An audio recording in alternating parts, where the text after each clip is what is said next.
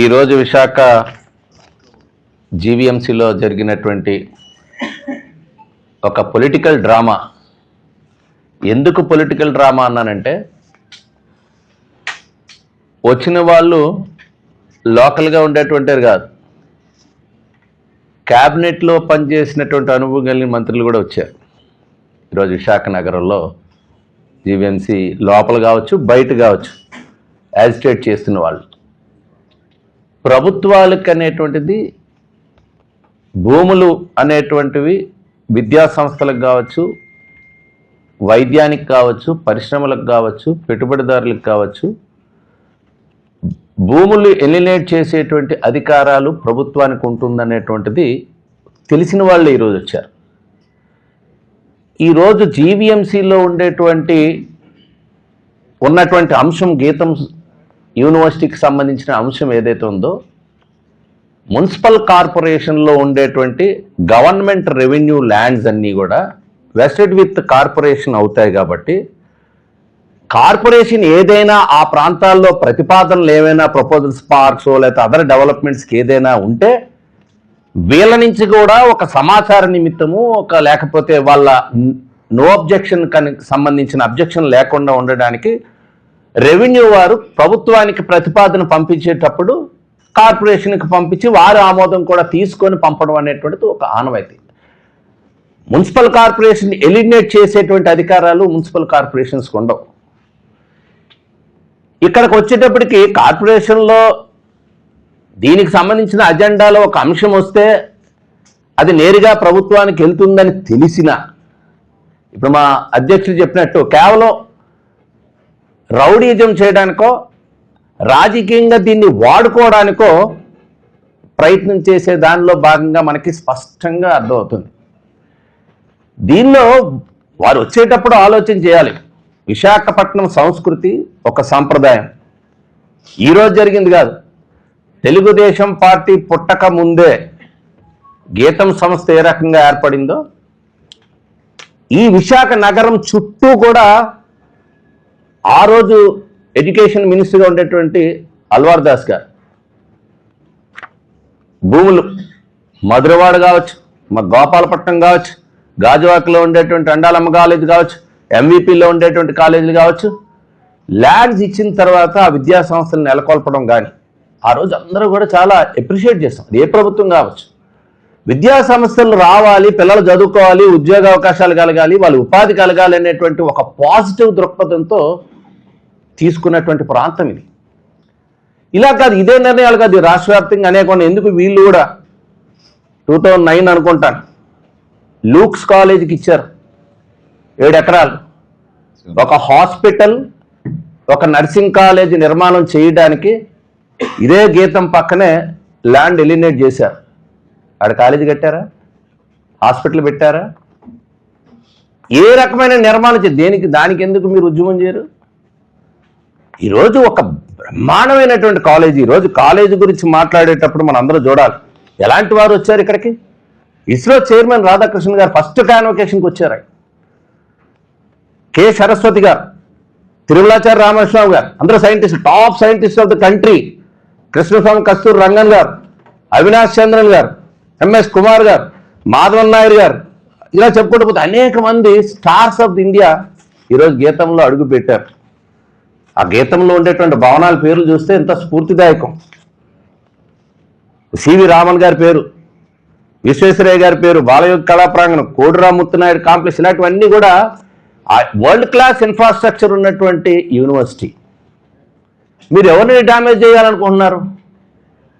మీరు తెలుగుదేశం ప్రభుత్వాన్నో లేకపోతే ఆయన ఎంపీ కాబట్టి భర్తగాన్ని డ్యామేజ్ చేయాలనో, లేకపోతే దీనికి ఏదో బంధుత్వాన్ని కట్టి దాన్ని డ్యామేజ్ చేయాలని మీరు ఆలోచనకుండా, బట్ ఒక పెద్ద విద్యా ప్రమాణాలు కలిగినటువంటి ఒక సంస్థ,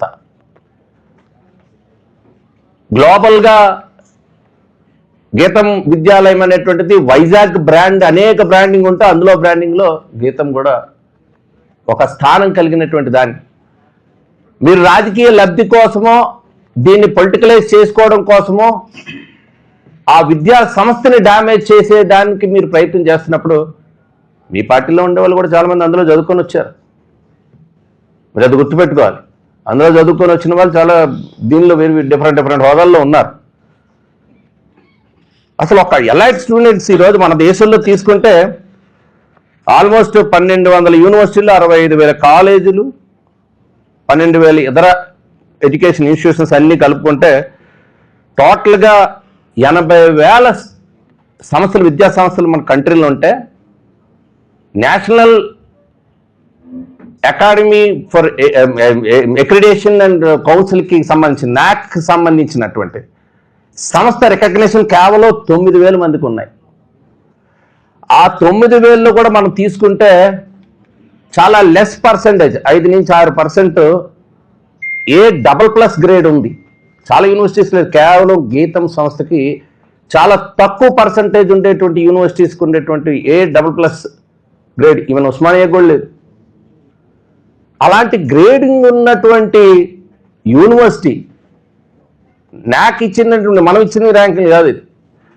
మీరు తీసుకుంటే అనేక ర్యాంకింగ్స్లో గీతం ముందు వరుసలో ఉంది. ఈరోజు ఇప్పుడే అధ్యక్షులు వారు చెప్పినట్టు ఎంప్లాయ్మెంట్ కూడా ఎంతమంది అధ్యాపకులు పిహెచ్డీలు చేసిన వాళ్ళు 75% పిహెచ్డీలు చేసిన వాళ్ళు అందరూ అందులో ఈరోజు ప్రొఫెసర్స్గా ఉన్నారు. వేల సంఖ్యలో ఈ 3 ఇన్స్టిట్యూట్స్లో గీతం తాలూకా బెంగళూరు, హైదరాబాద్ క్యాంపస్లతో పాటు వైజాగ్ క్యాంపస్లో ఉండటం అనేటువంటి కూడా జరిగింది. ఒక మినీ ఇండియా గీతంలో ఉంది. 36 రాష్ట్రాలకు సంబంధించినటువంటి స్టూడెంట్స్, అంటే కేంద్రపాలిత ప్రాంతాలు అన్నీ కలుపుకుంటే ఇక్కడ చదువుకోండి. అంటే ఇదేదో విశాఖపట్నమో లేకపోతే ఆంధ్రప్రదేశ్కి సంబంధించిన స్టూడెంట్సే కాదు, పక్క రాష్ట్రాల నుంచి వచ్చేవాళ్ళు 1,400 మంది ప్రజెంట్ ఈరోజు స్టూడెంట్స్ చదువుతున్నారు. ఈ కాదు, 31 దేశాల నుంచి కూడా సుమారు ఎవ్రీ ఇయర్ 200 స్టూడెంట్స్ ఫారిన్ నుంచి వచ్చి ఇక్కడ చదువుకునేటువంటి పరిస్థితి.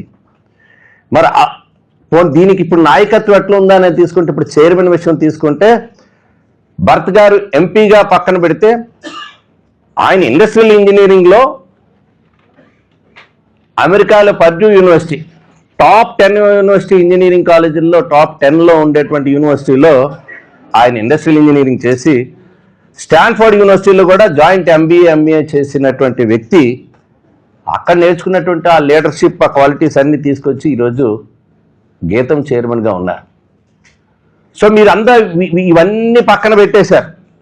కేవలం పొలిటికల్ యాంగిల్లోగా మాత్రమే మీరు ఆలోచన చేస్తే ఈరోజు ఎంతమంది ఉద్యోగాలతో సంపాదిస్తున్నారు. ఇప్పుడు చదువుకున్నటువంటి ఉద్యోగస్తుల్లో ఇమీడియట్గా ఓన్లీ సర్టిఫికెట్లు ఇచ్చి పంపే కాలేజీలు కావు. అక్కడే క్యాంపస్లో జాబ్లు పొందుతున్నటువంటి వారి సంఖ్య తీసుకోవాలి మీరు. ఒక్క జాబ్లే కాదు, స్టార్టప్ కంపెనీస్ పెట్టుకునేటువంటి స్టాండర్డ్ తీసుకుని వాళ్ళు. ఉద్యోగాలు తీసుకునేవారు కాదు, ఉద్యోగాలు కల్పించేవారి సంఖ్య కూడా ఆ రకమైనటువంటి రికార్డులు కూడా ఈరోజు గీతంకు ఉంది. ఎందుకు ఇవ్వకూడదు భూములు? వారి ఆధీనంలో ఉండేటువంటి ఇన్ని కార్యక్రమాలు చేస్తూ ఒకవైపు ఇన్నోవేషన్లో నెంబర్ 1లో ఉన్నారు కంట్రీలో. ర్యాంకింగ్లు తీసుకుంటే అనేక అంశాల్లో, ఇవన్నీ చెప్పాలనుకుంటే అనేక ర్యాంకింగ్లో ఇప్పుడు కూడా ఫస్ట్, సెకండ్, థర్డ్లో వాళ్ళు ఒకవైపు సస్టైనబిలిటీ వైపు, ఈవెన్ క్లీన్ ఎనర్జీలో నెంబర్ 1లో ఉన్నారు దేశంలోనే.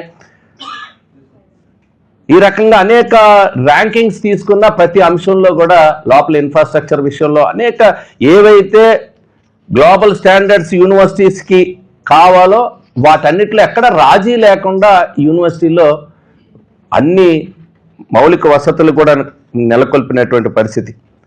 సో ఆ రకంగా ఒకవైపు ఉద్యోగులు ఇవన్నీ కూడా ఇస్తూనే మనం గీతం అనేటువంటిది ఒక బ్రాండింగ్ అనేటువంటిది సంపాదించుకున్నది అనేటువంటిది జగమెరిగిన సత్యం. మనందరం కూడా ఒప్పుకోక తప్పదు. ఈవెన్ వైసీపీ వాళ్ళు కూడా అక్కడ చదువుకున్నటువంటి వారికి, వైసీపీ సానుభూతి పరులకు కూడా తెలుసు ఆ స్టాండర్డ్స్ ఇప్పటికీ కూడా మెయింటైన్ చేస్తున్నటువంటి యూనివర్సిటీ.